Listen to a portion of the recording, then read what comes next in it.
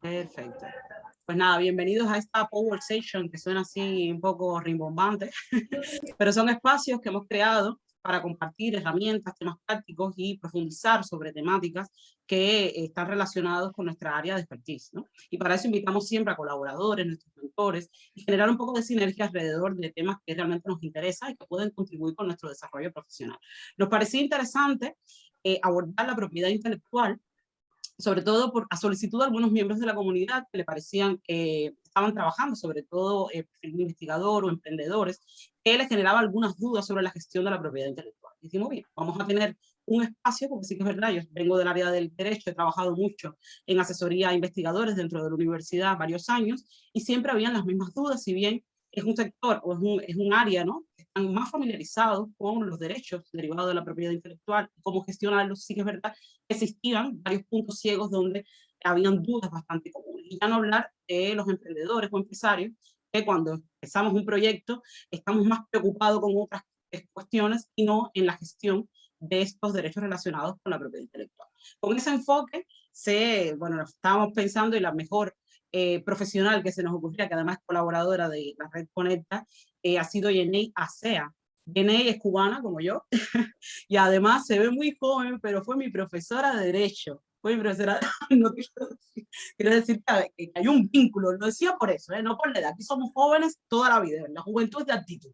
No lo decía por eso, lo decía que nos une ese vínculo y la vida nos volvió a encontrar años después aquí en España, que también Jenny está en España, es doctora en ciencias jurídicas, tiene un máster en asesoría jurídica de empresas por la Universidad de Córdoba, es máster en gestión de la propiedad intelectual, es de las personas que conozco que más sabe de propiedad intelectual de lejos, consultora, es CEO de una agencia de gestión de propiedad intelectual, ASEA y Asociadas, y además muy colaboradora, generosa, y agradecida, Yenei, de que estés con nosotros, porque además va a ser mamá muy pronto. Yo sé lo que es la etapa a término y que estás ahí con toda esa ebullición de emociones que genera esta etapa, así que te agradezco por partida doble de que estés compartiendo con nosotros este espacio. Así que, Yenei, bienvenida. Encantados de escucharte, de aprender, de intercambiar, que sepan que esta, a pesar de que es una sesión donde tenemos siempre un invitado que facilita, que nos da información de valor, la idea también es poder compartir lo que estamos haciendo. Esos organismos tienen unos presupuestos. Vamos a ver, desactivar el audio acá. Ya está. Nada, la idea es una serie de requisitos, ¿verdad? Por orden de tal. Entonces, la idea es poder compartir información también, que ustedes pregunten, que intercambien, poder abordar un poco más en profundidad este tema y seguir aprendiendo, ¿no? Que es el objetivo. Así que, Yenei, querida, muchísimas gracias por tu tiempo, por tu disposición y encantados de escucharte. Gracias a ustedes por la invitación y bueno, por la asistencia y por supuesto la puntualidad. Es un placer siempre poder conversar con gente que quiere conocer, que quiere aprender y que tiene interrogantes sobre todo, sobre estos temas, que bueno, tan importantes son, pero sin embargo no siempre se le da la debida atención. Joa, si me dejas compartir. Sí, puedes, perfectamente. ¿Ya? Sí.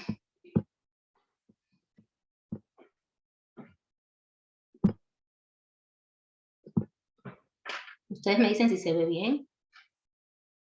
Se ve bien. Perfecto. Entonces, propiedad intelectual, o sea, hemos escogido dentro del campo de lo que es la propiedad intelectual, que incluye muchas cosas, lo que más pudiera ser afín con el sector empresarial, con el sector tecnológico, con el sector de la investigación. Y es precisamente la protección de esa propiedad intelectual, más allá de disquisiciones teóricas, que existen muchas y que de alguna manera nos dan vidilla a los juristas para teorizar. Lo más importante a estos efectos, pienso yo, que es el aterrizaje práctico que pueda tener o que puede impactar en el campo de cada uno de ustedes. Entonces, cuando se habla de protección de la propiedad intelectual, no podemos caer así de pronto, sino que es importante conocer de qué estamos hablando, o sea, qué es propiedad intelectual, qué es protección o qué abarca o qué pudiera abarcar esa protección. Y en función de eso es que hemos trazado los objetivos principales de esta sesión. Propiedad intelectual es un mundo amplio donde tienen cabida los bienes intelectuales. bienes intelectuales son aquellos que no podemos tocar. Son bienes intangibles, son, digamos, que bienes que generan un grupo importante de derechos, son bienes que generan réditos económicos, pero que no se pueden tocar. Porque cuando hablamos de una marca, si no se aprecia en un determinado producto o si no está asociada a determinado servicio, no la podemos palpar. O sea, la marca en sí misma es un bien intangible. Lo mismo pasa con una invención, lo mismo pasa con las obras que protege el derecho de autor, porque no es lo mismo el cuerpo, o sea, el producto sobre el que recae, o el resultado que se deriva de esa creación intelectual, que la creación intelectual propiamente dicha. Por eso se dice que es una propiedad atípica, es una propiedad sui generis, porque no se puede tocar, no es tangible, o sea, no es una silla, no es una mesa, sino es un distintivo de esa silla o de esa mesa, o sea, lo que pudiera ser una marca, o también, digamos, que el conocimiento asociado a la creación de esa silla, de esa mesa, de esa bicicleta, de esa vacuna. Entonces, esta propiedad sui generis, esta propiedad atípica, por supuesto, por su naturaleza, requiere una protección especial por parte del derecho. Lo común es que cuando se tiene un carro, una casa, son bienes tangibles y eso simplemente lo acredito con la posesión de ese bien. Yo demuestro que esta chaqueta es mía porque la poseo, porque la tengo, porque la detento, porque físicamente la tengo puesta o porque tengo algún documento que acredita que en definitiva yo soy quien posee, la titular de ese bien material. Pero con la propiedad intelectual sucede algo atípico y es que no basta, por supuesto, no basta con poseer la cosa, porque es que en principio, ¿cuántas personas no pueden poseer, digamos, o no pueden tener en sus manos un producto marcado, por ejemplo, con el signo Adidas? ¿Significa acaso que todas esas personas son propietarias de la marca Adidas? Pues no. Y es precisamente que en estos supuestos se requiere un plus desde el punto de vista jurídico, un pronunciamiento por parte del derecho que impida que terceros, aun cuando puedan tener el producto, por ejemplo, o puedan estar haciendo uso del servicio, puedan aprovecharse de la titularidad de esa marca. Cuando digo una marca, hablo de una invención, hablo de un diseño industrial o de otras de las creaciones intelectuales que comprenden lo que es la propiedad intelectual. ¿Qué nos debe quedar claro? Que la propiedad intelectual recae sobre bienes intangibles, bienes intelectuales, bienes que no se pueden palpar en sí mismos. Por lo tanto, la protección del derecho es adicional, es especial. Y por eso hay normas específicas para cada una de estas figuras, que pueden ser invenciones, diseños industriales, lemas comerciales, software o las obras que protegen el derecho de autor.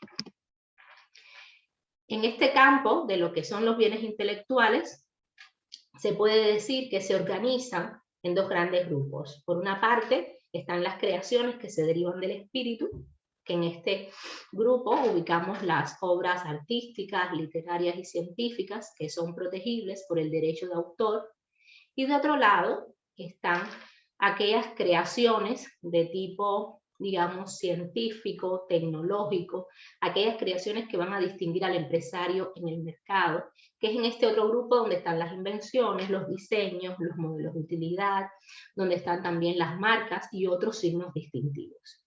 En este primer grupo hay que tener claro qué es lo que quiero proteger. Las obras del derecho de autor son obras, como les decía, que tienen un fin cultural, que su misión es de alguna manera estimular el desarrollo o el avance desde el punto de vista de la cultura.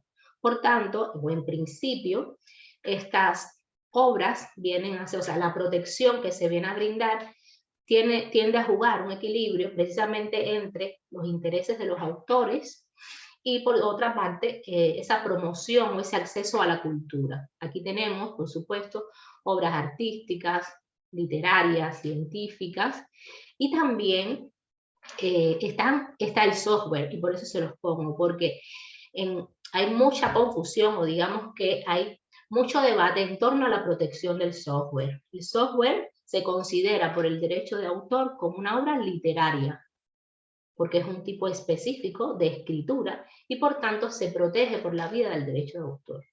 Pero existen países, como el caso de Estados Unidos, donde el software se patenta, con lo cual hay que ver en la legislación nacional de cada uno de los países donde yo quiero proteger esa creación intelectual, qué tipo de protección se le da al software. Y en función de eso, ir por la vía del derecho de autor o por la vía del derecho de patentes. El derecho de autor tiene una ventaja y es que la creación en sí misma, o sea, la autoría sobre la creación, nace a partir de ese momento de creación. O sea, no se requieren trámites adicionales para la protección. Por supuesto, suele hacerse en función de contar con un elemento probatorio, pero solo con este fin, porque la titularidad, por decirlo de alguna manera, la autoría sobre esa obra, ya sea una escultura, ya sea una pintura, ya sea un dibujo o una pieza musical, nace con el propio acto de creación. Cuando, en el caso del software, por ejemplo, si la legislación aplicable protege esta creación a través de patente, bueno, ahí sí se requieren otros trámites, por supuesto, que vamos a ver en el campo del derecho de patentes. Las creaciones protegidas por el derecho de autor también tienen la ventaja de la duración de esta protección. Estamos hablando que como regla es la vida del autor y 50 años con posterioridad a su fallecimiento. Hay países que tienen periodos más amplios, pero como regla son 50 años con posterioridad a la muerte del autor. O sea, toda su vida y 50 años después. O sea, es una protección bien amplia que da un margen de actuación importante, que no tienen, por supuesto, otros derechos intelectuales sobre otras figuras. Y esta protección en materia de derecho de autor es una protección extraterritorial. O sea, con independencia del lugar donde se cree la obra o de donde sea el autor, la protección automáticamente a partir de la creación es en cualquier parte del mundo. Entonces es interesante valorar si mis creaciones intelectuales, ya sean desde el punto de vista científico, desde el punto de vista creativo, pueden ser protegidas por figuras que están tanto en el área del derecho de autor como en el área de la propiedad industrial. ¿Cuál es la protección que debo escoger en función de las ventajas y los beneficios que se brindan? Especialmente cuando, ya les comentaba, existen zonas de confluencia, zonas, digamos, fronterizas, porque hay creaciones que pueden ser protegidas tanto por el derecho de autor como por la propiedad industrial. Y esto especialmente es para el sector empresarial, que tiene muchos signos distintivos, diseños industriales, que también pudieran ser protegidos por la vía del derecho de autor. En el campo de la propiedad industrial, como les decía anteriormente, y aquí les pongo un ejemplo de una patente que fue concedida en el año 1976, ya estamos haciendo referencia a las cuestiones tecnológicas, a las cuestiones científicas, que implican un progreso desde este punto de vista, un progreso en este campo. Y también, por supuesto, en esta área de la propiedad industrial están aquellos signos distintivos que desde el punto de vista comercial permiten al empresario darse a conocer en el mercado, dar a conocer sus productos o servicios. Entonces, empezando por las patentes. La patente es el documento que acredita la titularidad sobre una invención determinada. En este caso, en el ejemplo que les pongo, se trata de un mando a distancia, un control remoto, pero fíjense que difiere un poco de lo que hoy conocemos como el típico control, pero en este caso se trata de una especie de vara, bastón, un palo que permite cambiar de canales, cambiar el volumen. Estamos hablando del año 1976 y queda claro que en este caso no pasaría lo que pasa con el control que tenemos en casa, que a veces se nos pierde porque con el tamaño que tiene, evidentemente eso pudiera ser una ventaja. Pero hay que tener en cuenta que no cualquier dispositivo, no cualquier producto puede ser una invención objeto de una patente. Se requiere un grupo de requisitos como es el de novedad, actividad inventiva y aplicabilidad industrial. Si una invención, una creación no tiene estos 3 requisitos, no es posible que se patente, porque son los 3 requisitos básicos que establecen las legislaciones. Veamos otro ejemplo. En este caso se trata de una sombrilla para mascotas, una correa y sombrilla para mascotas. Al mismo tiempo, o sea, puede ser usada de 2 maneras y en la patente concedida se describen cuáles son las formas en que puede usarse este producto o este dispositivo. Este fue concedido en el 2005. Igualmente, la valoración de los requisitos novedad, actividad inventiva y aplicabilidad industrial no es igual en todos los países. O sea, todas las administraciones no hacen un examen con la misma rigurosidad. Por tanto, a veces vemos patentes concedidas que se consideran más simples y otras que pueden ser consideradas más sencillas, porque no se compara este tipo de invención con una vacuna, por ejemplo, ya sea para el tratamiento de enfermedades en humanos como en animales, o aquellas que atacan, cuando se trata de productos que atacan, digamos que determinadas plagas desde el punto de vista de la agricultura. Entonces, hay que tener en cuenta que el análisis de patentabilidad se hace en función del campo tecnológico, y es por eso que acompañan a los examinadores de patente o a los departamentos de examen de patente, siempre hay presentes especialistas de cada una de las áreas del conocimiento en función de poder determinar que se cumplan esos requisitos. Cuando se habla de novedad, se compara con el estado del arte, con el estado de técnica, con todo lo que existe hasta ese momento publicado, en función de determinar si se trata de un producto realmente nuevo o de un procedimiento realmente nuevo. Igualmente se vela por la actividad inventiva, que no es más que un salto superior desde el punto de vista tecnológico, desde el punto de vista científico. Y en tercer lugar es importante que esa creación, que esa invención sea reproducible, o sea, se pueda producir desde el punto de vista industrial. Cumpliéndose estos 3 requisitos, ese producto, ese procedimiento puede ser patentable. Muy importante y algo que pasa en el sector científico, y es que obligan a los inventores, a los creadores, a publicar constantemente sus resultados. Y esto en ocasiones es un riesgo porque se divulga la invención, ya sea de forma parcial o total. Este descuido, este elemento puede afectar la futura patentabilidad de esa invención. Por lo tanto, un consejo útil es que no divulguen la manera esencial en la que se puede desarrollar una invención, porque esto puede afectar, por supuesto, su patentabilidad futura. Siempre consultar con los especialistas qué puedo divulgar, hasta dónde puedo divulgar o cuándo puedo divulgar, porque esto afectaría, como les comentaba, los requisitos de la novedad. Y una vez que se divulga la invención, que se da a conocer a terceros, evidentemente ya es posible su utilización y no es preciso, o sea, no se puede registrar y por tanto cualquiera puede reproducir esa invención sin pagar ningún tipo de derecho. Por lo tanto, ojo con este tema de la divulgación. Aquí tienen otro ejemplo muy útil desde mi punto de vista en tiempos del COVID, porque permite la simulación de bailar con una persona que no se encuentra en el mismo espacio físico.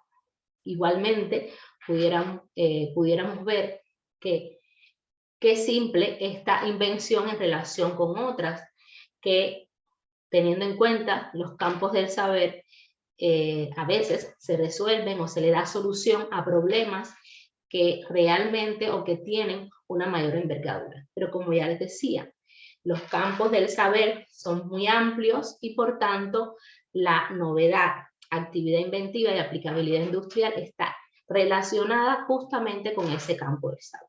Por tanto, siempre que sea nuevo, tenga esa superioridad desde el punto de vista científico, desde el punto de vista tecnológico y se pueda reproducir, va a poder ser patentable. Igualmente existen patentes menores, como algunas personas le llaman, porque protegen modelos de utilidad. Los modelos de utilidad vienen a ser invenciones de menor grado inventivo, pero que también reúnen estos requisitos de novedad, actividad inventiva y aplicabilidad industrial. La diferencia está precisamente en ese grado de, digamos que, superioridad desde el punto de vista técnico, desde el punto de vista tecnológico. La diferencia esencialmente está en que los modelos de utilidad son para, digamos, dispositivos, equipos, y no se aplica a procedimientos, que en el caso de las patentes de invención sí se aplican a procedimientos.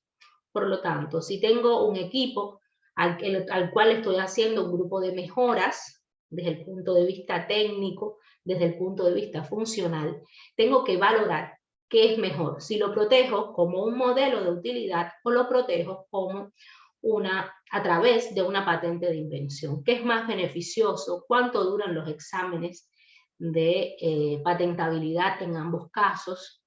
¿Cuán alto es el nivel de exigencia por parte de la oficina donde lo quiero proteger? ¿Y en qué medida cumplo los requisitos que me están solicitando? Porque ya les comentaba, si es algo sencillo, si es algo que no tiene, digamos que, un alto vuelo inventivo, lo mejor sería proteger por modelo de utilidad en vez de protegerlo por una patente de invención. Todo está en función de mis intereses como investigador, mis intereses como empresa y, por supuesto, los recursos con los que cuento. Una protección a través de patente de invención es mucho más costosa que una protección por la vía de los modelos de utilidad. Igualmente hay que ver en el país donde pretendo registrar esta creación cómo se regula el tema, cuál es el tratamiento desde el punto de vista de las oficinas de registro de la propiedad industrial. En el caso de los derechos de propiedad industrial, incluyendo por supuesto los derechos sobre una patente, tienen un carácter territorial, con lo cual yo debo registrar esa patente o solicitar el derecho sobre una invención en cada país donde tengo interés, ya sea intereses desde el punto de vista científico o intereses desde el punto de vista comercial. O sea, solo voy a ostentar derechos en los lugares donde tengo la protección, donde tengo el registro de esa patente o de ese modelo de utilidad o de esa marca. De lo contrario, no tengo los derechos exclusivos y es de libre utilización una vez que se da a conocer. Esto es una diferencia importante en relación con el derecho de autor. Los derechos de propiedad industrial, incluyendo el derecho de patente, son derechos territoriales, o sea, en el lugar donde solicito el registro es donde existe protección. En el resto del mundo, por supuesto, es de libre utilización, siempre y cuando no lo tenga protegido. En el caso de las marcas son signos distintivos que lo que hacen es diferenciar el producto o servicio del competidor en el mercado. Una marca puede ser una denominación, una marca puede ser una figura, una marca puede ser un olor, un sabor, una textura, incluso un sonido. Y esto trae causa en el desarrollo creativo que ha tenido todo el tema precisamente de atracción del consumidor. O sea, las empresas se esfuerzan en buscar nuevas formas de hacer sus productos más vendibles, de hacer sus servicios más atractivos a los ojos del consumidor. Y en esta lucha, por supuesto, aparecen todas estas nuevas formas de distinguir productos o servicios. En este grupo tenemos marcas que son nuevas en el mercado, marcas menos conocidas y también las marcas notorias, las marcas renombradas, que son las que más se conocen y que aquí les coloco algunos ejemplos. La clásica McDonald's, la Coca-Cola o las Vespa. O sea, son marcas que aun cuando no tienen o no necesitan protección, digamos que registral en un país determinado, tienen protección por sí mismas. La función de las marcas en el mercado es esencial. ¿Por qué? En primer lugar, permiten distinguir al empresario. O sea, cuando adquirimos un producto, sabemos de qué empresa proviene, sabemos que esa empresa produce bajo determinados estándares de calidad y sabemos qué esperar de ese producto que estamos consumiendo o de ese servicio por la marca que posee. Y ya no estoy hablando de una calidad buena o mala, sino simplemente de calidad. Con independencia del tipo de calidad, cuando adquirimos un producto con una marca determinada, ya sabemos cuál es la calidad que viene con él asociada. Y esto es esencial desde el punto de vista empresarial. Igualmente, la marca cumple una función publicitaria en sí misma, porque publicita, da a conocer de alguna manera ese producto o servicio. Igualmente, la marca permite, digamos, que al empresario distinguirse en relación con otros competidores, porque posibilita que no haya confusión y que se adquieran los productos del empresario A diferencia de los productos del empresario B, porque precisamente existe esa marca. Por supuesto, hay grupos que abogan por una, digamos que, filosofía de no marcar los productos por, digamos que, las consecuencias que pudiera generar. Pero lo que sí es cierto es que para el sector empresarial constituye una herramienta de gran utilidad. De hecho, existen marcas donde existen empresas donde la marca, como bien intangible, tiene más valor, o sea, es el bien que más valor tiene, con independencia de los productos o los servicios que se ofertan.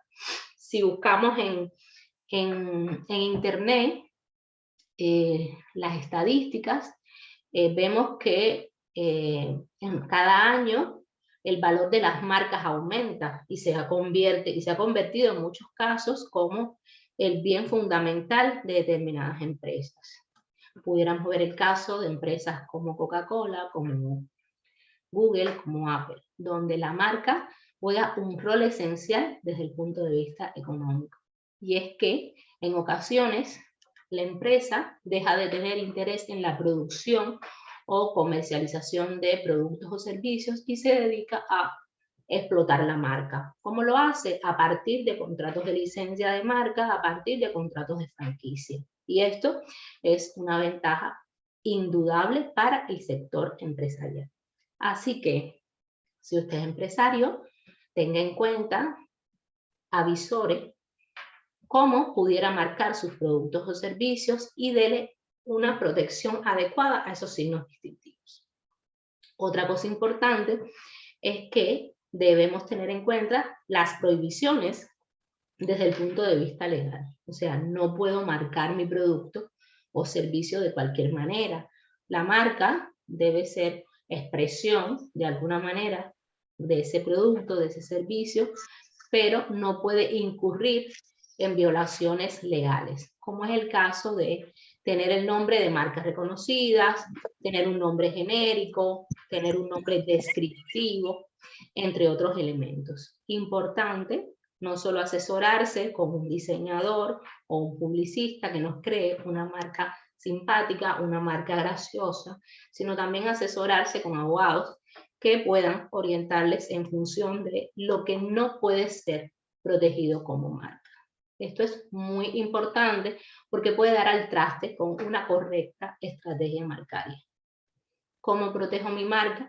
A través del registro en el país donde voy a explotarla o pretendo explotarla comercialmente, pero teniendo en cuenta, por supuesto, los requisitos legales de registro en ese territorio determinado.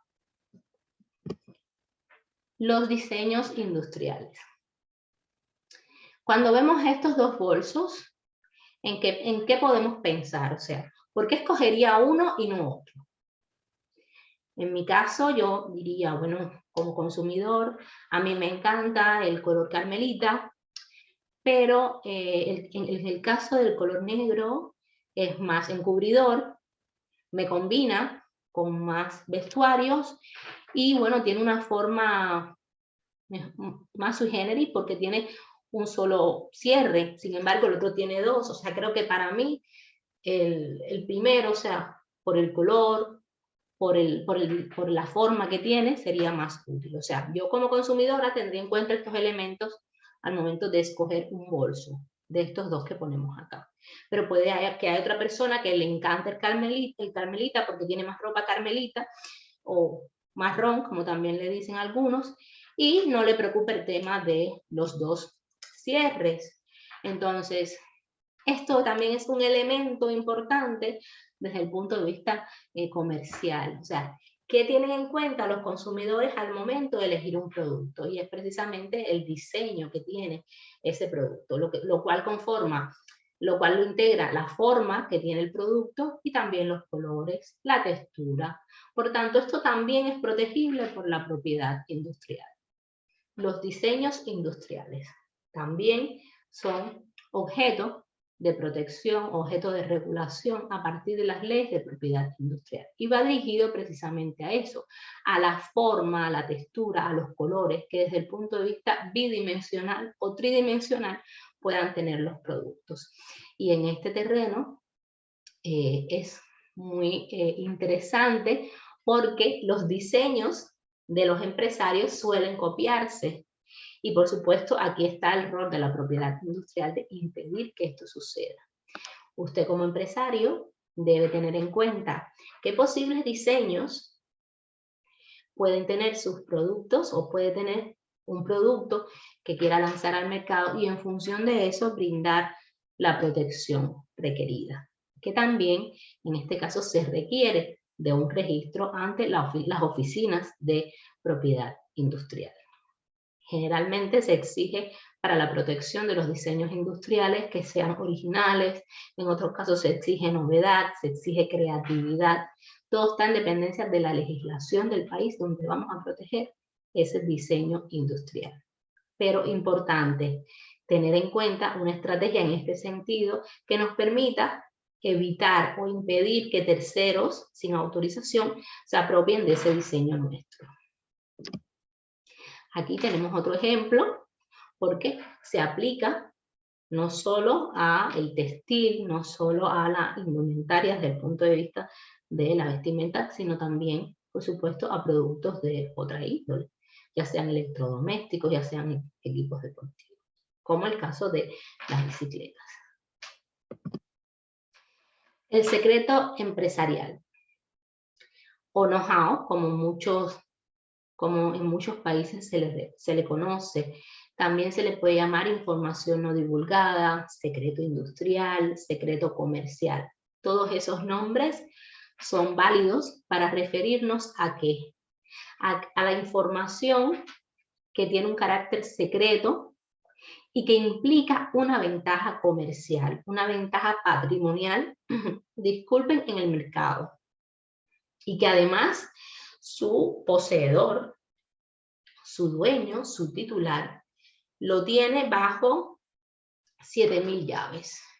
¿Qué significa? Que ha adoptado un grupo de medidas que impiden que esa información pase a dominio público.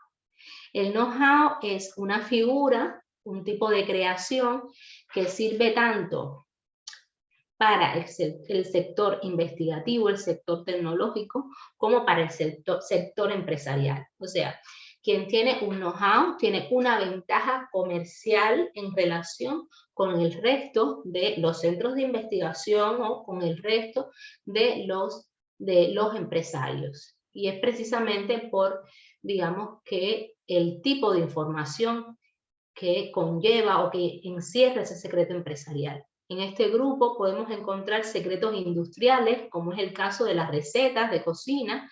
Hay muchas recetas de cocina que hoy se consideran secretas y que los restaurantes nos revelan. Y precisamente el éxito de esos sitios es por ese plato que se deriva del uso de esa receta. Eso puede ser protegido o suele ser protegido por la vía del secreto empresarial. Igualmente pasa con los secretos de los maestros roneros de determinados países que nos revelan la forma, el saber hacer de ese ron. Igualmente, a veces las empresas que protegen por patente se reservan por la vía del secreto determinadas, digamos que, características óptimas de obtención de ese producto. Y eso es una forma de no solo proteger la información, sino también es una forma de obtener ganancias económicas, de generar ganancias económicas. Porque si bien lo que se conoce no es comercializable porque nadie va a pagar, o en principio no van a pagar por algo que es público, cuando se dice que es algo secreto y que realmente genera un impacto desde el punto de vista competitivo, la gente sí está dispuesta a pagar.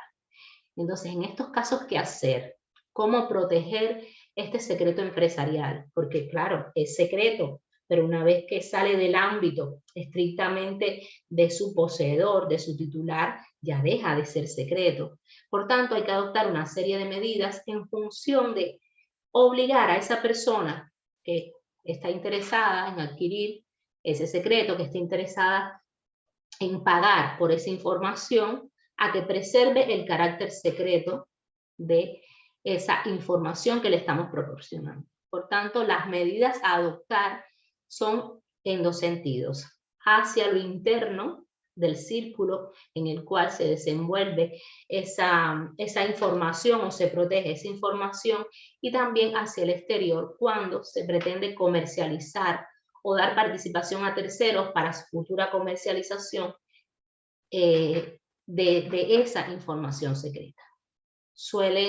Entre las medidas que suelen adoptarse se encuentra fijar en algún soporte escrito esta información a modo de no extraviarse, pero por supuesto ubicarla en un sitio de acceso restringido, dar conocimiento a los trabajadores de la empresa de que existe una información secreta y las complicaciones que desde el punto de vista legal pudieran tener, o las sanciones que desde el punto de vista legal pudieran tener si se produce una violación de la información, así como la introducción de cláusulas de confidencialidad en los contratos de trabajo, así como en los contratos de comercialización o en los tratos previos a la adopción de un contrato determinado. Siempre establecer la obligatoriedad de preservar esa información, por supuesto con las consecuencias que desde el punto de vista legal pudiera tener para la persona que viole esa información. O sea, eso es muy importante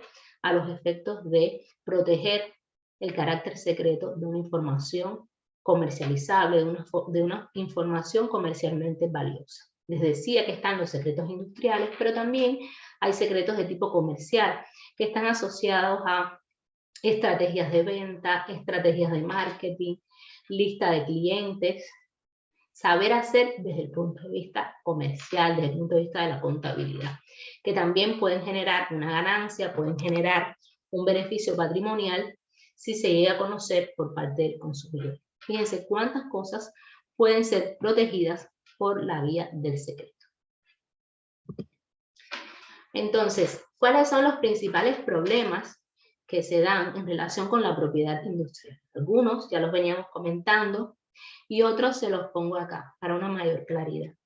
Primero, el desconocimiento, o sea, cuando no sabemos lo que es la propiedad intelectual, no identificamos o no somos capaces de identificar qué puedo hacer o qué debo hacer. Y este desconocimiento nos lleva, por supuesto, a la pérdida de determinados derechos. Y, por supuesto, a la pérdida también de beneficios de carácter económico. Lo que ya les comentaba en torno a la necesidad de publicar resultados de investigación por parte de los centros, por parte de las universidades, la falta de importancia que se le suele dar a estos temas por considerarse menores en relación con, por ejemplo, la divulgación de resultados científicos o en relación con la necesidad de introducir un producto determinado en el mercado. En otro punto también se encuentra la falta de protección. A veces se conoce que es la propiedad intelectual, se considera importante, pero sin embargo no se dispone de los recursos suficientes para acceder a la protección. Y entonces también genera esta pérdida de derechos.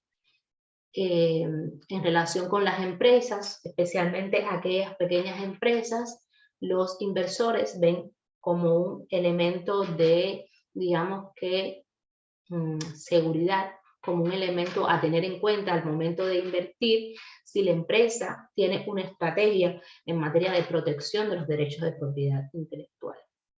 Y otro elemento es que los programas de incubadoras, incluso los programas de aceleración, no siempre tienen en cuenta estos temas de protección de los derechos de propiedad intelectual, y esto pudiera ser un plus, ya que informan a los participantes en relación con este tema y de alguna manera ofrece algunas luces en relación con lo que pudieran hacer en el futuro con sus derechos de propiedad intelectual o con sus bienes de propiedad intelectual.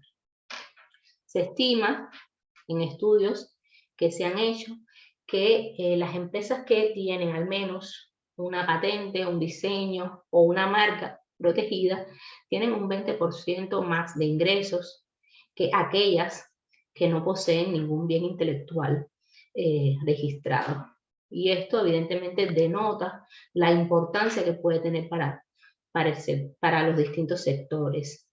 Y no es que sea imprescindible, pero es un elemento a tener en cuenta y que puede ser aprovechado en función de una mayor atracción de cuotas de mercado o en función de atracción de inversores. O sea, hay que estudiar una serie de elementos, no solo de carácter interno de la empresa, sino también desde el punto de vista de lo que existe en el mercado. Entonces, ¿qué tenemos hoy? Tenemos una nueva forma de competir. Está claro que en función de, en el marco empresarial propiamente dicho, en función de atraer una mayor clientela, los empresarios usan distintos recursos, distintos medios. Pero dentro de ese grupo no puede faltar la debida protección de los derechos de propiedad intelectual y, por supuesto, la defensa de esos derechos. O sea, no basta con registrar una marca, una invención, un diseño industrial, si no tengo en cuenta acciones de defensa o una estrategia de defensa a los efectos de evitar que terceros usen sin el debido consentimiento o la autorización esos bienes que pertenecen a la empresa. Por tanto, hay que tener en cuenta esas dos vertientes. ¿Cómo proteger o por qué proteger? En primer lugar, tener en cuenta, identificar cuáles son los bienes que tengo en la empresa, qué pasa con esos bienes, realmente son protegibles, no son protegibles, realmente vale la pena la inversión que quiero realizar, qué voy a realizar con esos bienes. O sea, ¿cuál es mi propósito? O sea, tengo una invención y la quiero explotar comercialmente en la región de Asia. Bueno, pues tengo que trazarme una estrategia que implique la protección de esa invención en los países asiáticos. Porque de lo contrario, ¿cuál es el sentido de invertir una suma considerable de recursos para después no explotar la invención? Por ponerles un ejemplo. Entonces, importante ver cuáles son las condiciones reales en relación con ese bien, hasta dónde puedo llegar con él, o sea, realmente cumple requisitos de protección, realmente amerita que yo haga esa inversión, sí o no, o hasta dónde puedo llegar, y después, ¿qué voy a hacer con ese bien? ¿Cuál es el fin? ¿Cuál es el propósito? En cuanto a la defensa, tener en cuenta que para impedir que terceros usen un derecho de propiedad intelectual que me pertenece, por ejemplo, o para garantizar que terceros no usen ese derecho que a mí me corresponde, suponiendo que yo tenga registrado determinados derechos de propiedad intelectual, tengo que tener en cuenta distintos elementos o varios recursos. Las leyes de propiedad intelectual ofrecen protección en este sentido cuando hay uso, cuando hay violación, cuando hay infracción por parte de terceros.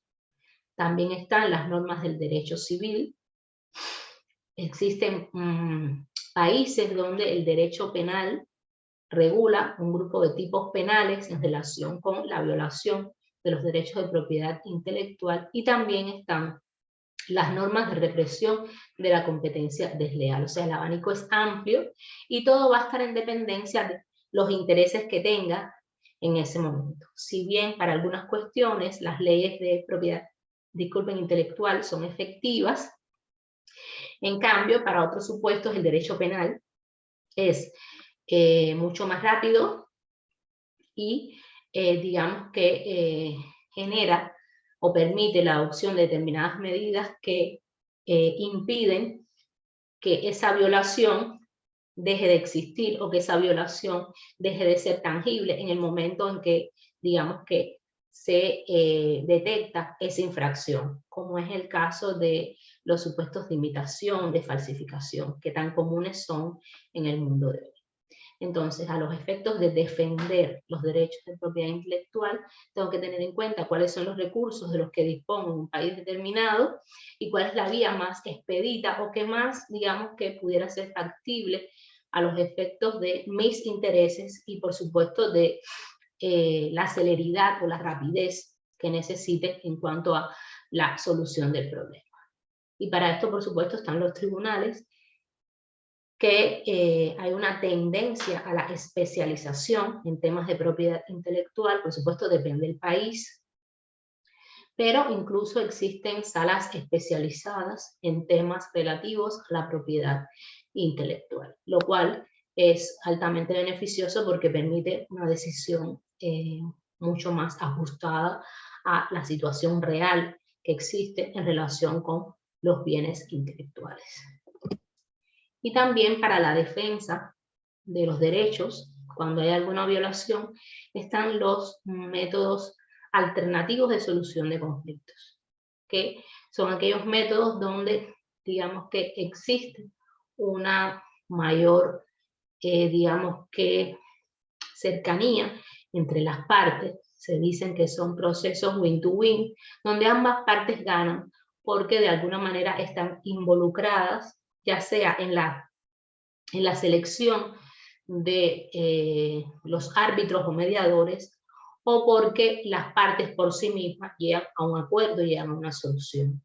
En el caso del arbitraje, se escoge a un tercero, o sea, las partes en conflicto escogen a ese tercero que es el que va a decidir el fondo del asunto, lo cual permite un mayor grado de especialización porque tienden a escoger jueces que tienen una trayectoria en el campo de la propiedad intelectual.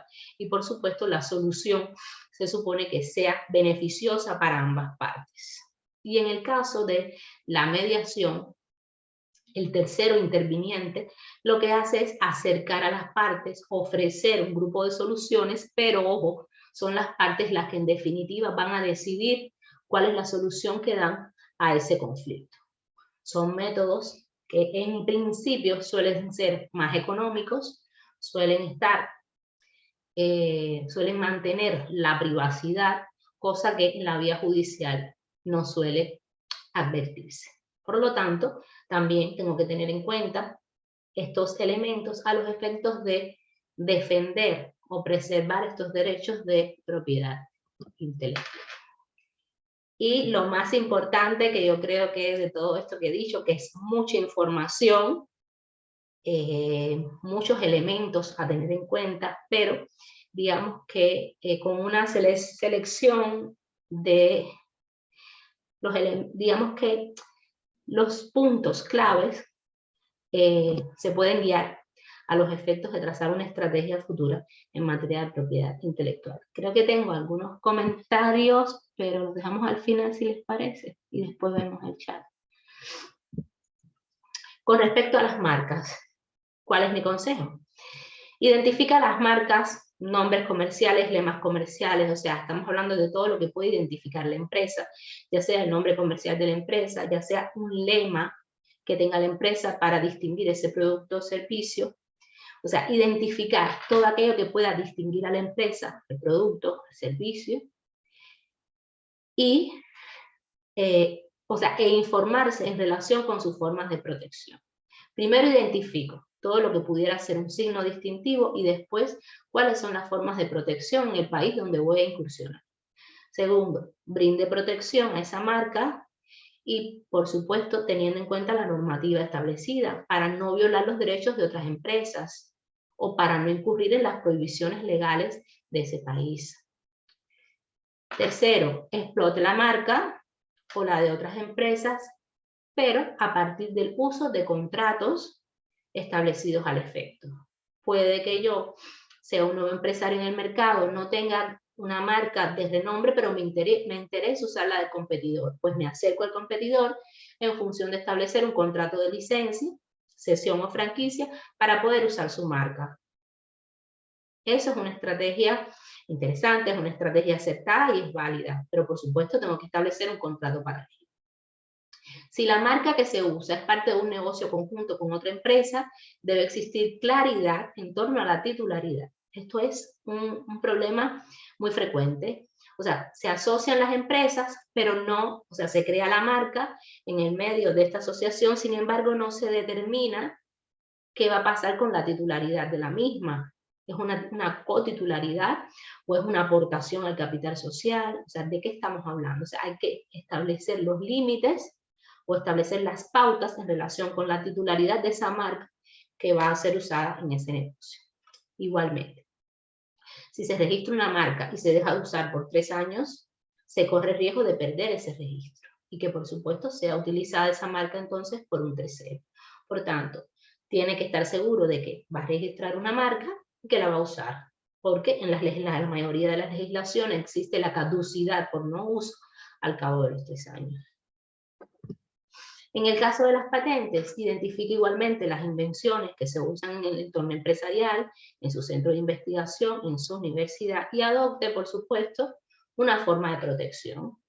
Y haga un análisis de las ventajas y desventajas que pueden tener esas formas de protección. Ya les comentaba que las invenciones, las creaciones tecnológicas, científicas, pudieran ser protegidas a través del derecho de patentes o también por la vida del secreto empresarial.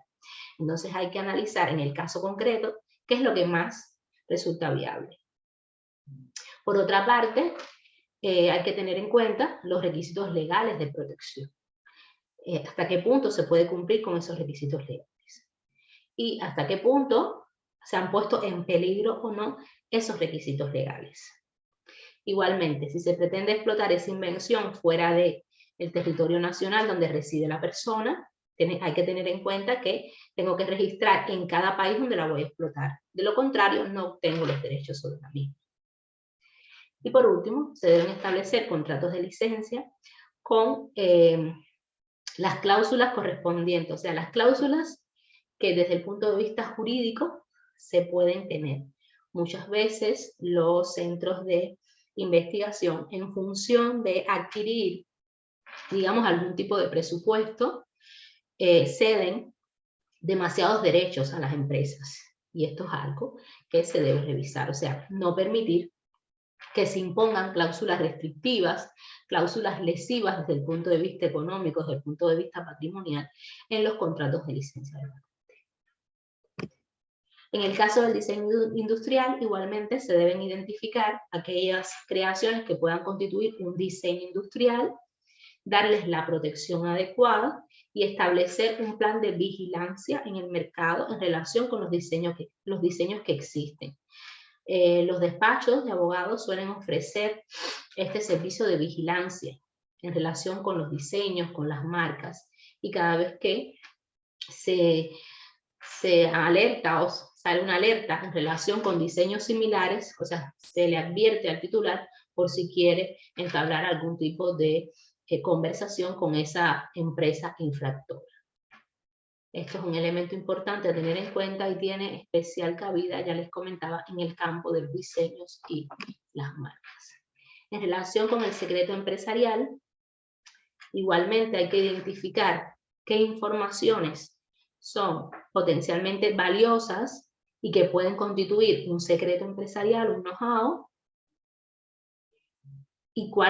y adoptar un grupo de medidas en función de preservar ese carácter secreto. Y esto incluye, entre otras cuestiones que antes les comenté, la inclusión de cláusulas de confidencialidad en los contratos laborales y de comercialización, ya sean en los pactos previos a la adopción del contrato o en el contrato propiamente dicho.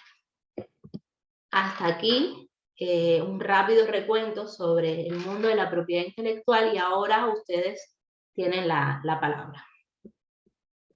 Bueno, Yenei, muchísimas gracias. De verdad, ha sido súper didáctica la presentación. Has logrado aterrizar y transmitir de una forma muy clara un tema súper complejo incluso para los profesionales del derecho. Cómo hacerlo en una hora y comprender, ¿no? Porque además teníamos el reto, ya lo conversaba contigo antes de abordar la sesión, de cómo lo enfocábamos, porque esto es un planeta, ¿no? Cada una de las temáticas que has abordado sencillamente son tremendamente complejas y profundas, ¿no?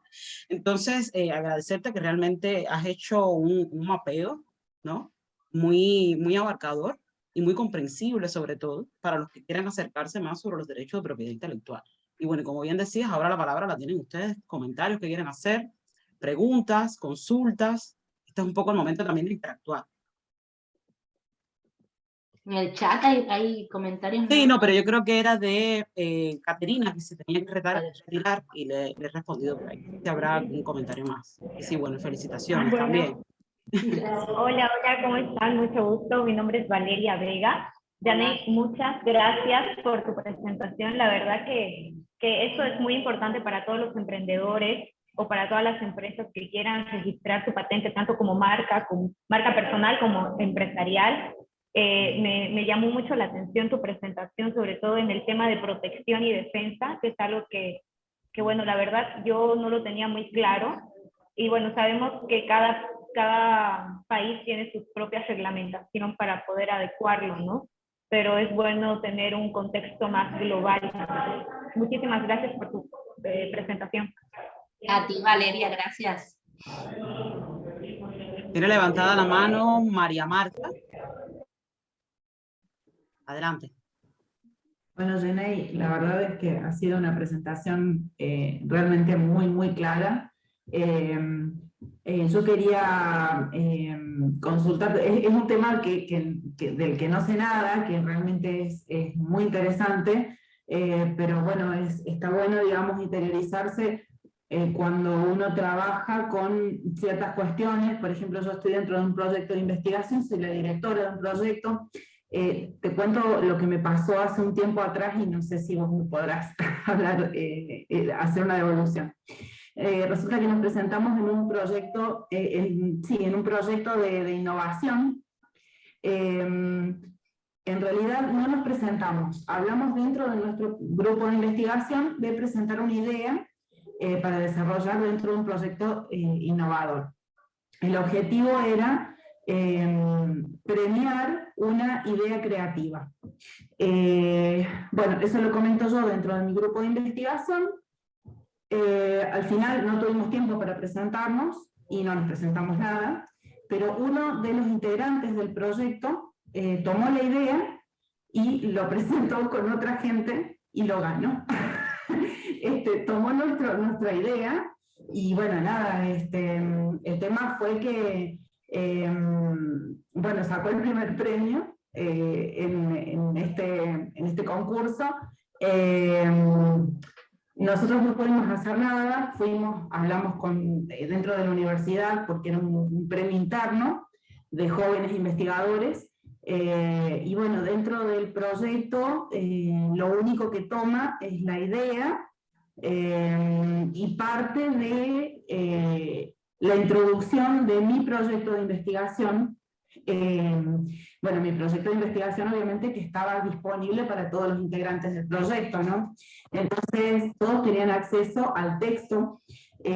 Bueno, hablé con gente de propiedad intelectual dentro del proyecto, dentro de la universidad, y me dijeron que el texto ese podía ser identificado como una creación mía propia. al ser la directora, y que como tenía una fecha anterior a la presentación de este proyecto nuevo, podía, digamos, iniciar acciones legales. Bueno, finalmente no lo hice, porque bueno, iba a ser un lío interno dentro de la universidad, pero entonces mi pregunta puntual es, ¿se puede patentar una idea? Porque en realidad lo que teníamos nosotros, es que en realidad no se puede. Nosotros lo que hicimos fue idear un filtro que tenía un diseño en particular para remover arsénico, y bueno, nada, eso por suerte no lo teníamos a disposición para todos los integrantes del proyecto, y eso, lo único que dijimos fue la descripción general del filtro, pero el diseño particular del filtro no lo hicimos público, por lo tanto esta persona no lo pudo robar, pero yo no sé si puedo patentar la descripción de un filtro, o sea, no sé si se entiende la pregunta. ¿Qué se puede patentar? ¿Se puede patentar la idea? ¿Cómo hago? Para que no me pase de nuevo. A ver, la idea por sí misma no puede ser patentable. O sea, no es patentable. Todo está en cómo tú desarrolles esa idea. O sea, cómo expreses esa idea. Eso es lo que puedes proteger. Porque imagínate que ahora hay, o sea, eso mismo, filtro para depurar el agua, esa es mi idea. O sea, todo el mundo pudiera patentar algo así. O sea, pero el cómo hacerlo, o sea, cuál es el resultado que se obtiene a partir de ese cómo es lo que puedes patentar. O sea, es el producto o el procedimiento para llegar a un producto determinado. Eso es lo que puedes patentar. Solo eso, la idea no. Pero eso que me estás comentando de tu redacción, o sea, de que te copiaron la descripción, o sea, esa descripción es una obra literaria, por tanto se protege por el derecho de autor, que aquí en España se le dice propiedad intelectual, una cuestión de términos, pero sí es protegible. Y por supuesto, entablar una demanda legal lleva tiempo, lleva dinero, en fin, pero a un acuerdo se puede llegar con el titular, porque, o sea, con esa persona que ganó el premio, porque lo menos que podía hacer es reconocer tu autoría en ese caso, lo menos que podía hacer. O sea, ya si el premio de ese concurso generaba determinada suma, bueno, compartir o no esa suma, pero lo mínimo que podía hacer era reconocer tu autoría. Y al menos a partir de una negociación, una conversación con esa persona, tal vez se podía haber llegado a algún acuerdo, pero no dejarlo así, porque es que, o sea... En realidad hubo una reunión posterior en la cual ellos se disculparon. De hecho, hubo un lío bárbaro en la universidad porque utilizaron materiales que pertenecían a mi proyecto. Eran materiales naturales que, bueno, que nosotros los habíamos modificado, eran arcillas, y bueno, esta persona me pide a mí la ubicación por GPS del lugar donde yo realizaba esos muestreos. En realidad yo no se lo di porque soy colgada, no sé si se entiende la palabra colgada, soy despistada, me olvidé. Claro. Y no lo hice y fue lo que me salvó, porque en realidad ellos perfectamente podrían haber utilizado esos materiales, que de hecho cuando hablan con la prensa dicen que utilizan esos materiales, y bueno, nada, ahí fue cuando se arma el revuelo, porque me empiezan a felicitar a mí con el tema del proyecto. Cuando ganan, me empiezan a mandar mensajes diciéndome: felicitaciones María Marta, ganaste el proyecto Innova. Y yo dije, no, yo no presenté ninguno. Sí, son tus materiales. No puede ser. Y bueno, finalmente hablamos, quedó de una manera interna, arreglado. Saqué a esta persona y, bueno, y algunos otros más del proyecto de investigación, pero en realidad no hubo ningún reconocimiento público por la autoría. Igualmente comenzamos a tener ciertas reticencias en el momento de compartir conocimiento con toda la gente del proyecto, porque vimos que no todos teníamos los mismos intereses genuinos y éticos para desarrollar algo. No, ética. La ética se fue. fue bastante feo. Por eso, después de eso comencé a participar en ciertos talleres como este de propiedad intelectual, para ver hasta qué punto se puede trabajar y cómo orientar el texto del proyecto para que no, o proteger, digamos, nuestro desarrollo, porque es un desarrollo de muchísimos años. Ellos ganaron con un texto y nosotros teníamos desarrollado ese texto, no sé, como 5 o 6 años estuvimos trabajando sobre eso, entonces es mucho tiempo. Entonces es muy, muy importante trabajar sobre el tema de la propiedad intelectual. La verdad es que te agradezco muchísimo, Janay. De nada. Ahí yo les aconsejaría siempre que tengan las cosas escritas, o sea, esto mismo que me dices de todo el proyecto redactado, eso lo puedes registrar en el Centro de Derecho de Autor. No sé cómo se llamará en el país donde está, pero lo puedes registrar, no suele ser costoso. O sea, y aun cuando la autoría se entiende desde el momento de la creación, si lo registras tienes un plus porque es la prueba de que lo tienes protegido y eso te puede servir en un tribunal, por ejemplo. Y por lo otro, usar la vía del secreto. Porque claro, no estamos hablando de un producto o de un procedimiento, pero estamos hablando de los pasos que pudieran desembocar en eso. No tienes una patente hoy, pero tienes una información valiosa, un conocimiento que te puede generar una ventaja. O sea, la vía del secreto para mí ahí sería la más factible. Y por supuesto, obligar a tus compañeros a firmar acuerdos de confidencialidad. Usted incumple con este acuerdo y usted va a tener determinadas complicaciones desde el punto de vista laboral o desde el punto de vista judicial. Yo no dejaría de hacer eso, si fuera tú, que eres la directora, ¿no?, del proyecto. Muchas gracias, Janay. Pero sí, la verdad que la explicación de hoy fue genial, genial, así que te agradezco un montón. Estos casos son bastante comunes también. Yo recuerdo cuando estaba en la Universidad de La Habana, los investigadores a veces se concentran en otras fases, ¿no? En otros momentos del proyecto, a investigar justamente. Y estos aspectos legales les suele generar realmente muchísimo rechazo. Tú le explicabas de, mira, vamos a establecer unos acuerdos marcos de confidencialidad y de no divulgación para el equipo, pero bueno, si son mis amigos, si estudiamos juntos, pero eso no es necesario, ¿no?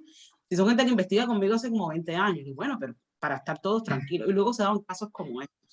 O luego había alguien que se iba a la competencia, ¿no? Porque esa también es otra historia. Se iba a la competencia, desarrollaba esa investigación y hacía unas aportaciones muy similares a donde estaba en su lugar de origen. Nosotros tuvimos muchísimos conflictos porque luego son investigaciones desarrolladas en el marco de una relación laboral, ¿no? Entonces, claro, el tema de la ética aquí, que ya eso es otra historia, pero los temas legales derivados de no registrar o de no proteger adecuadamente, ni siquiera planteárselo, son realmente muy complejos y uno repara en ello cuando tiene el problema encima, ¿no?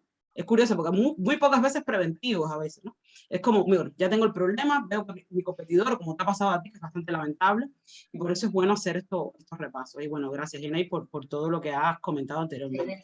De verdad, es espectacular. ¿Quieres levantar la mano, Guille? Sí, hola, buenas tardes a todos, todas, compañeros, ¿qué tal?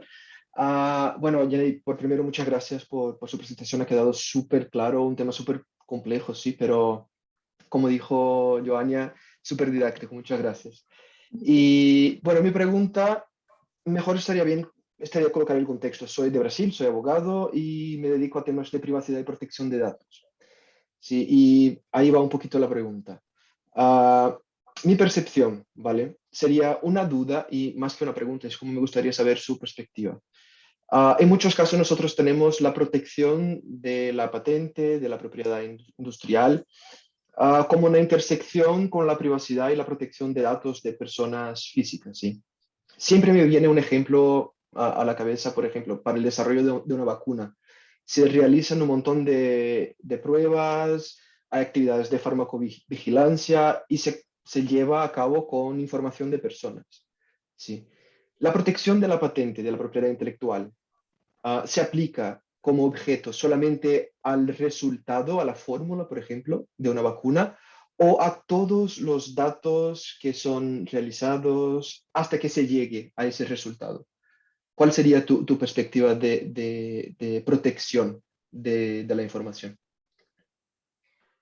Cuando o sea, la ley lo que establece es la mejor forma de desarrollar la invención, o sea, eso es lo que hay que revelar. Ya el hasta dónde, eso lo determina el solicitante. Revelar la invención de manera que un tercero la pueda desarrollar. El hasta dónde depende de la persona. O sea, yo creo que hay que ser lo suficientemente hábil para no revelar información confidencial o para no revelar esa información, como dices tú, que pueden estar involucradas en la protección de datos. Pero depende, por supuesto, totalmente del solicitante. Perfecto. Es porque llegan algunas consultas, por ejemplo, uno de los derechos básicos de privacidad y protección de datos es el acceso a la información. Sí, entonces siempre me imagino un contexto en el que, bueno, yo fui voluntario para algunas pruebas de una vacuna, ¿sí? Y ahí están mis datos personales, mis datos de salud, ¿sí? ¿Podría yo, después de que ya se llegara a un resultado de la vacunación, pedir el acceso a todos los resultados de mis datos personales? Porque son mis datos personales. Pero no debería, o sea, no debería ser, porque es que para eso no hace falta patente. O sea, para eso no determina que se patente o no una invención. O sea, los datos de las personas involucradas en ese experimento no debería, ¿eh? Yo, No, no deberías estar disponible, por ejemplo, a esa persona. claro, no debería ser. Es que no hace Por falta. eso. Cuando vemos los Sí, documentos de patente, descripción, resumen, reivindicaciones, ese tema de los datos personales no tiene cabida. O sea, como lo veo yo, no sé, claro, yo sé que cada país lo ve de una manera distinta al momento de hacer el examen de patente, pero los datos de las personas no deberían estar involucrados en lo que vale. se divulga, ¿no? Vale, perfecto. Perfecto. Es porque también bueno, creo que la única excepción, por lo menos en Brasil, sí, del derecho de acceso a la información es exactamente el secreto de negocio, es la propiedad intelectual. Entonces, por ejemplo, sí. Por ejemplo, si yo llego a una industria farmacéutica y les pido, bueno, fui voluntario y quiero acceso a mi información personal, a mis datos, a mis exámenes, a los resultados de las pruebas que hicieron conmigo. Ahora mismo, tal cual la legislación en Brasil, la empresa tendría el derecho de decirle no, porque eso se encuentra bajo una protección del secreto empresarial. Sí, pero está siempre como un conflicto de los intereses, ¿sí? De la empresa, la persona que tiene la protección y la persona que tiene la información, el derecho sobre su propia información personal. O sea, lo tienen así en la legislación tal cual. Sí. No se puede acceder a mi información personal. O sea, No, no, sí. no. A ver, si yo soy un titular, yo entrego cierta información, pero los resultados de esas pruebas, por ejemplo, están protegidos para mí mismo, que soy el dueño de la información. Vale, Sí, entonces me parece en algunos momentos un contrasenso, ¿sí? De la real protección de la privacidad, de claro. lo que nosotros decimos autodeterminación sobre mi información, ¿sí? En contra de un interés de protección industrial. Te entiendo Sí, perfectamente. Lo que claro, los resultados fueron en virtud de una investigación. Y bueno, exacto, ¿hasta qué punto si yo no tengo ya un producto en el mercado probado y demás, tengo que darte esa información? Yo creo que viene más exacto. por ahí, ¿no? Por proteger el futuro de la empresa que por limitar un derecho individual. Pero bueno, Perfecto. está claro que el debate tiene por Sí, qué. claro, es que me pongo a reflexionar porque el producto no es un dato de la persona, del voluntario, ¿sí? Pero toda la información que se utiliza para que se llegue al resultado producto, sí. Entonces, por eso es mi pregunta, ¿el objeto de protección es solamente el resultado o todos los datos que están en esa cadena, por así decirlo? Y eso depende, sí. Claro, ya te digo, la cadena nunca la he visto en un documento de patente, más bien el resultado, y es un resultado general que no involucra, ¿no? Nombres, apellidos, personas. Ujú. Pero el hecho de que yo quiera acceder a qué resultado arrojó el estudio sobre mi persona, claro, lo veo limitativo. Ya una vez que se patentó, ya una vez que hay, qué sé yo, una prueba de que el producto funciona. Uy, se le ha quedado llena y pillado. La conexión. Sí. Debe tener problema de conexión. A ver si se conecta de nuevo. Bueno, los temas de la virtualidad. Que nos dejan tirados a veces. ¿A que no? Veo por acá, por si acaso. Momentos, tendría que establecer supuestos. Yenei, que sepa que te perdimos, ¿eh? ¿Nos escuchas? Te perdimos ahí unos segundos. Pero no limitar. ¿Nos escuchas?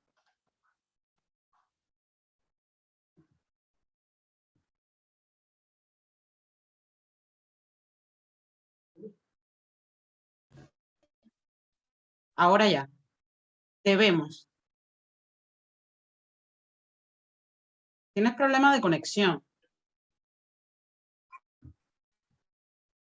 Algo pasó. Se te ha quedado congelado. No sé qué pasó. No te preocupes, te escuchamos. Madre mía, no sé. No te Tengo preocupes. problemas de conexión, me sale algo aquí. Y ahora... Sí, te escuchamos. Te has quedado ahí con la imagen fija, pero bueno, estás señalando. lo que No te preocupes. decía, yo creo que tal vez pudiera los No, resultados tranquilo. propiamente de la patente, conseguir ganar, y después, bueno, permitir el acceso a esos datos. O sea, creo que ahí el debate está bien interesante, ¿eh? Agradezco comentarios porque me voy a poner a ver qué dicen de eso aquí en España. Está súper A bueno. ver, Yenei, te invito a que hagamos un artículo o algo juntos. Sí, por Si te favor. parece, porque Estaba justo la verdad pensando en que... algo así, sobre todo en las regulaciones europeas, en temas, tú sabes, Guille, también, Exacto. en temas de protección de datos, aquí en España, pues mira, son tremendamente complejos en el escenario europeo en sentido general. Y tu abordaje me dejó también un poco, o sea, pensando, ¿no? He quedado metabolizando y dije, madre mía, esa triangulación entre ambos escenarios no se me hubiese ocurrido, así que buen punto. Me ha gustado, o sea, para darle más complejidad, si puede, a este tema, ¿no? Sí. A que se llene. Siempre es posible. Siempre es se puede posible. complicar, todo se puede complicar en esta vida, ¿a que sí? Está Bueno, genial, la Y verdad. bueno, muchas gracias, Yenei. No, a ti. Yenei, tenemos una pregunta en el chat de David que tiene problemas igual de conectividad. Él hace una pregunta muy interesante y muy recurrente. Es, cuando presento un proyecto a un aliado para buscar financiación, ¿tengo el riesgo de que tome mi proyecto? ¿Cómo puedo protegerlo? Aquí pasa similar con el caso de María Marta. Aquí yo lo que recomiendo es el tema del secreto empresarial, porque claro, lo que tengo es un proyecto, no tengo una patente para ofrecer, no tengo otra cosa que no sea el conocimiento y la expectativa de tener una patente. Entonces, en este caso, lo que aconsejo es el secreto empresarial.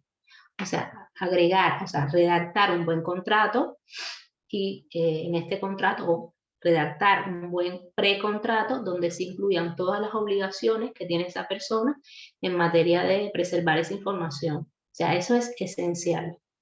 Todo lo que puede y lo que no puede hacer con mi información, y no solo en el momento de la negociación o de la presentación del proyecto, sino también la obligación futura de no divulgar esa información. O sea, no quedarme en el plano presente, sino también en el plano futuro, ¿no? Para que no se pierda ese valor comercial o ese valor patrimonial. Pues sí, eso es clave. Eso es clave. Estás escuchando, David, así que pilas con eso. El tema del acuerdo de confidencialidad es clave a partir de ahora para tú presentar un proyecto, no solamente para búsqueda de financiación, ¿no? Incluso para cualquier tipo de colaborador que se sume al proyecto en temas que tú necesites para visibilidad, ¿no? Tú dices, ay, mira, ahora me van a dar, voy a hacer una charla y no sé qué, o voy a tener este alcance en determinado medio, saber que la información que releva sí es fundamental para tu proyecto, no revelarla en lo absoluto. Ha levantado la mano de nuevo María Marta. No, solamente quería agregar que eso ocurre bastante seguido con los evaluadores de los proyectos, que les llegan muchísimos proyectos para evaluar, y muchas veces el concepto de la ética está pasado de moda, y he escuchado problemas bastante graves que han sucedido de un evaluador que ha tomado como plan de tesis doctoral, plan de tesis de grado, a una idea que ha sacado de un proyecto que ha evaluado y que no tiene nada que ver con su trayectoria previa, Entonces es bastante común este tipo de cosas y lamentablemente muchas veces uno no sabe cómo protegerse y bueno, nada, me parece que es muy útil este tipo de talleres, este tipo de charlas, para uno armarse de herramientas para protegernos justamente, porque uno en este ámbito de la investigación, uno tiene que ser creativo.